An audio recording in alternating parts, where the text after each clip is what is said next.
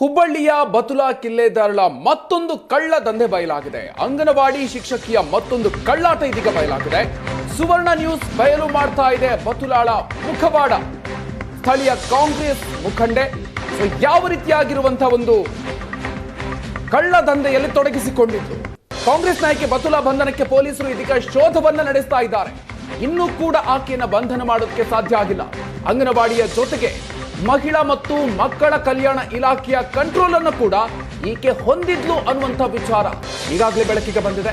ಬತುಲಾ ತಾಳಕ್ಕೆ ತಕ್ಕಂತೆ ಅಧಿಕಾರಿಗಳು ಕುಣಿತಾ ಇದ್ರು. ಇನ್ನು ನಕಲಿ ಅಂಕಪಟ್ಟಿ ಹಾಗೂ ನಕಲಿ ಆಧಾರ್ ಕಾರ್ಡ್ ಅನ್ನ ಈಕೆ ಸೃಷ್ಟಿಸ್ತಾ ಇದ್ಲು ಅನ್ನುವಂಥ ವಿಚಾರ ಕೂಡ ಈಗ ಗೊತ್ತಾಗಿದೆ. ಅಂಗನವಾಡಿ ಸಹಾಯಕಿಯ ಪದೋನ್ನತಿ ಕೊಡಿಸ್ತಾ ಇದ್ಲು ಈಕೆ, ಪ್ರಮೋಷನ್ ಕೂಡ ಕೊಡಿಸ್ತಾ ಇದ್ಲು. ಇನ್ನು ಪ್ರಮೋಷನ್ಗಾಗಿ ಲಕ್ಷ ಲಕ್ಷ ಹಣವನ್ನ ಪೀಕ್ತಾ ಇದ್ಲು.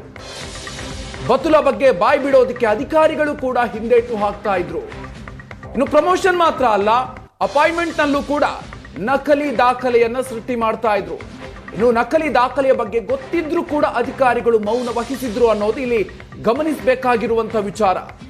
ಹಾಗಾದ್ರೆ ಈಕೆ ಯಾವ ರೀತಿಯಲ್ಲಿ ಇಲ್ಲಿ ಅಧಿಕಾರವನ್ನು ಹೊಂದಿದ್ಲು ಅಥವಾ ತನ್ನ ಪ್ರಭಾವವನ್ನು ಹೊಂದಿದ್ಲು ಅನ್ನುವಂಥದ್ದು ಈಗ ಸಾಕಷ್ಟು ಕ್ಯೂರಿಯಾಸಿಟಿ ಮೂಡಿಸ್ತಾ ಇದೆ.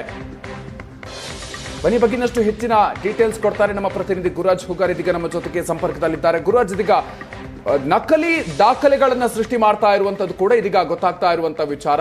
ಸೊ ಹಾಗಾದ್ರೆ ಯಾವೆಲ್ಲ ರೀತಿಯಲ್ಲಿ ಈಕೆ ಪ್ರಭಾವವನ್ನು ಹೊಂದಿದ್ಲು, ಏನೆಲ್ಲ ಮಾಹಿತಿಗಳು ಈಗ ಬಯಲಾಗ್ತಾ ಇದೆ?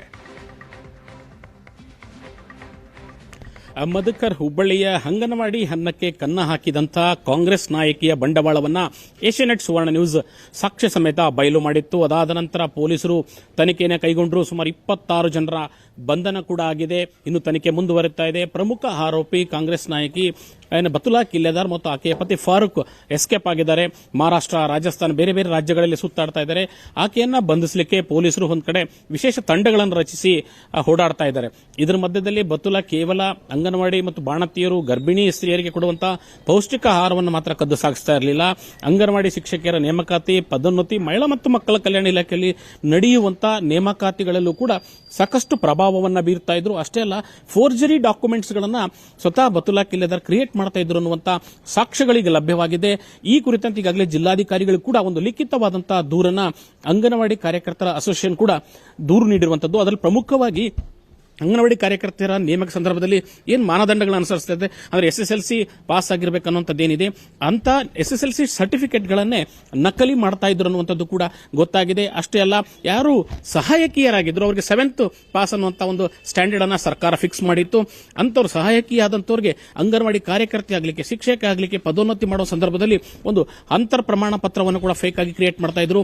ಕೆಲವು ಕಡೆ ಇದೇ ಜಾಗದಲ್ಲಿ ನಾವು ವಾಸ ಮಾಡ್ತೀವಿ ಅಂತ ತೋರಿಸಿಕೊಳ್ಳಿಕ್ಕೆ ಫೇಕ್ ಆಧಾರ್ ಕಾರ್ಡ್ಗಳನ್ನು ಕೂಡ ಕ್ರಿಯೇಟ್ ಮಾಡಿರುವಂತಹ ಬೆಳವಣಿಗೆ ಈಗ ಬೆಳಕಿಗೆ ಬರ್ತಾ ಇದೆ.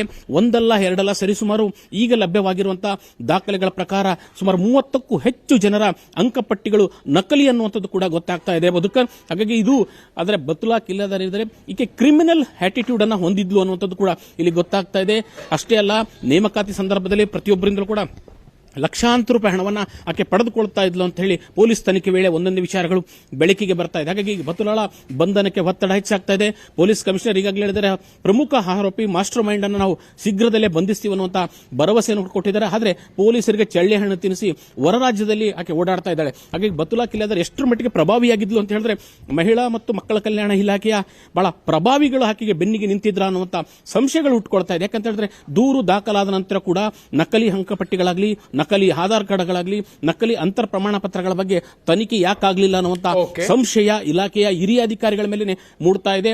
ಆಕೆಯನ್ನು ಯಾರು ಪ್ರೊಟೆಕ್ಟ್ ಮಾಡ್ತಾ ಇದ್ರು ಅನ್ನುವಂತ ಸಂಶಯಗಳು ಕೂಡ ಈಗ ಉಟ್ಕೊಂಡಿರೋದ್ರಿಂದ ಆಕೆಯ ಬಂಧನಕ್ಕೆ ಒತ್ತಡ ಹೆಚ್ಚಾಗ್ತಾ ಇದೆ. ಇಷ್ಟೇ ಅಲ್ಲ, ಬತುಲಾ ಕಿಲ್ಲೆದಾರ್ ಸಾಕಷ್ಟು ಕ್ರಿಮಿನಲ್ ಆಕ್ಟಿವಿಟೀಸ್ ಗಳಲ್ಲಿ ಆಕೆ ತೊಡಗಿಸಿಕೊಂಡಿರುವಂತದ್ದು ಒಂದೊಂದು ಹಾಗೆ ಬೆಳಕಿಗೆ ಬರ್ತಾ ಇದೆ. Madhukar, okay, thank you Gururaj ಡೀಟೇಲ್ಸ್ಗೆ.